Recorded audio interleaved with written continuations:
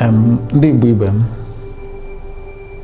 n'ụbọchị tata ife anyị chọrọ inebala anya bụ ife a lụrụ n'ụdị pụrụ iche maka iji nweta ezigbo mmiri ọṅụṅụ dị mma, maka na onye ọbụla na-ege ntị ọfụma ga-ama na mgbe ọbụla a na-ekwu okwu ahụike, ife a kacha ekwu bụ na ị ga na-aṅụ mmiri, na ịṅụ mmiri ọfụma na-enye aka inwe ahụike. Ka e kwusịrị maka na asị na ahụ mmadụ, ọ bụ ndị na-asụ Igbo, asị na ahụ mmadụ bụ 70% or 72% water, nke bụ na mmiri ahụ mmadụ ka wee bụrụ mmiri karịa ife ndị ọzọ. Mana ife anyị chọziri inebe anya n'ụbọchị tata bụ ka ị na-aṅụ ya bụ mmiri ka ọ bụrụ mmiri dị mma, ka ọ bụrụ mmiri dị ọcha. Ya nwa melụ anyị ji welu na-egosi unu ife a oyibo lụrụ pụrụ iche, nke na-enye aka ịzacha mmiri ma mee ya ka ọ dị mma ọṅụṅụ, dịka mmiri si n'okwute welu pụta. Ya bụ igwe alụrụ ya n'ụdị pụrụ iche. Nke a bụ ebe ị ga-agbanye mmiri. Nke a bụ ife ga-ebu ụzọ zachaa ya bụ mmiri. Ka bụ okwute alụrụ n'ụdị pụrụ iche. Ị na-enye anya, ị ga-afụ ihe juru ya bụ nke ọ zapụtalụ na mmiri. So okwute a alụrụ n'ụdị pụrụ iche maka ịza mmiri. Mgbe ọbụla ọ dị etu a, mmiri ọbụla ga-agafe ga-ebu ụzọ si n'ahụ ya welu gafee. Mmiri anaghị aga, ọ ga-agba mbọ fụ na ọ yọchalụ ụdị inyihinye ọbụla pụtalụ n'ụdị shọ na ya bụ inyihinye abanyeghị na akụkụ nke a bụzi ebe ọ ga-abụ ya bụ mmiri banyesịa, isizie n'ife a alụrụ n'ụdị pụrụ iche wee gbapụta ya bụ mmiri. Mgbe afọ mmiri anwa abụrụgo mmiri dị ọcha, bụrụkwa mmiri pụrụ iche. Mgbe mmiri a si na nke a yọchachara ya, o wee banye n'ime nke a, ọ ga-agakwa n'ife a ndị oyibo kpọrọ treatment layers. Ọ bụrụ na ị na-enye anya, ị ga-afụ na o nwere nkeji dị iche iche. Ya bụ nkeji bụ ife ga-agba mbọ fụ na ya wụ mmiri gaghachiri n'ụdị onechi esi wee kee ya. Ife a bụ okwute dị iche iche, bụ okwute na-adị n'ime ana na-enyelu mmiri aka. Mmiri si n'okwute anwa wee pụta, o wee dị one anwa chi si wee kee ya. Ọ gaghị enwe isi ma ọ bụ ife ọbụla bụ atịtị ga-adị na ya bụ mmiri. So ka anyị bụ ndị Igbo kaba ahụ nweta ife a, ọ ga-azacha ya bụ mmiri ma emekwa ife nke ndị oyibo na-akpọ treatment. Ya bụ ime ya ka ọ dị n'ụdị pụrụ iche, ka onye Igbo ọbụla kaba ahụ na-aṅụ mmiri dị mma. Ijiri aka gị zachaa mmiri, inwe obi aṅụrị na ya bụ mmiri dị ọcha, maka na ndị nke igotalụ n'ụzọ ịmahụ ka ha si welu mee ya. Ife igwe a eji aza mmiri, ife mekwara o ji wee pụ iche n'ụdị pụrụ iche bụ na mgbe ọbụla ọ zachalụ zapụtacha unyi, ị ga-eji aka gị sapụkwa ya bụ unyi, welu yuzubekwu ya, bidokwa n'isi yuzubekwu ya onyeisi wee chọọ. Ife ọzọ anyị ga-enebazi anya kịta bụ onyeisi asacha ife abụ kandụ, ọ dịkwa ka nke ọfọ.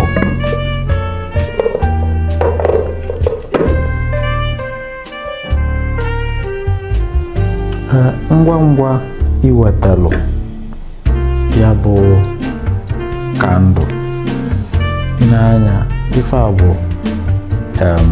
ife eji asa ife pụrụ iche, nke ị ga-egote n'ahịa. Ịba n'ahịa igolie otu a ka ị ga-esi na-asa ya.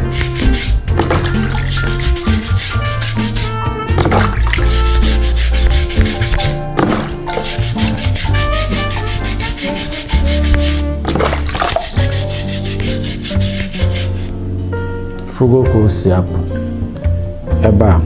ebe asagoro ebe aka dirty for there. If I bo dirty ọzapụtara, that is atịtị juru na mmiri nke ya wụ filter bụ ife na-ayọcha mmiri. Tu a ka esi asị ya.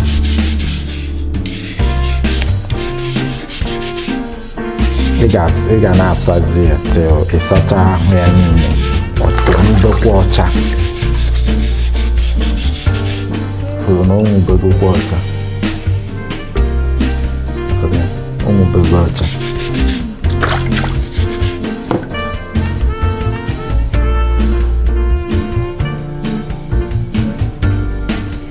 This will be separate, so you fix it here. You make sure one of the rubber stays out here and the second rubber stays inside to get a watertight an airtight seal. So you tight it very well. This is where water comes out through. So this one, you'll also see it inside the carton. This is just the stand. It's a stand, and it has a cup holder here. This is a cup holder. So once you place it like this, this is the one that stays on the floor. Stays on the floor. Is the seat. This is the seat for your water filter. So you now take this one and lay it like this. That is after fixing the tap, the nozzle for your water, for bringing out water. Then you take this one. Is the background treatment inside the big container. So you take it and place it down in here like this. This is how where it stays. So once it's there, you now cover it first.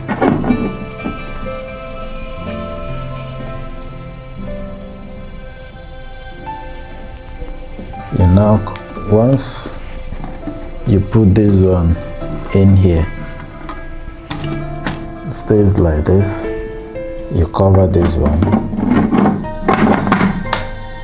Once you cover this one, you take this one, as you can see now. See how this one is. So you screw this first.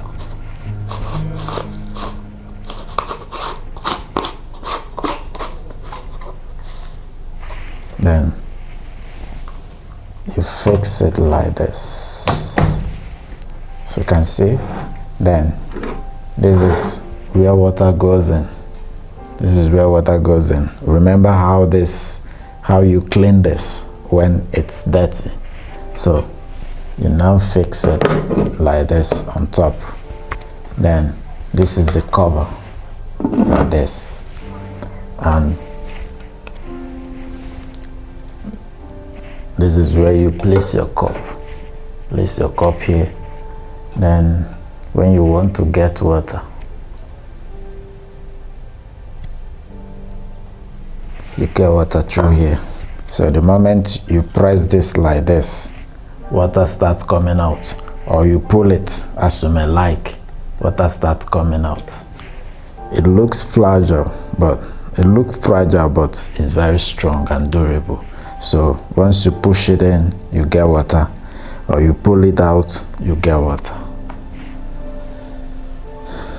So this is a very nice setup to get the best treated water for your home, and it's very economical because you can pour any kind of water inside, be it borehole water or any water at all.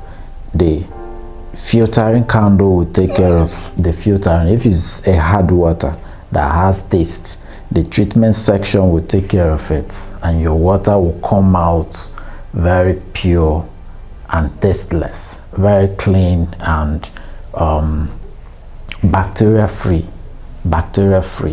This is wonderful and cost effective. Thank you very much.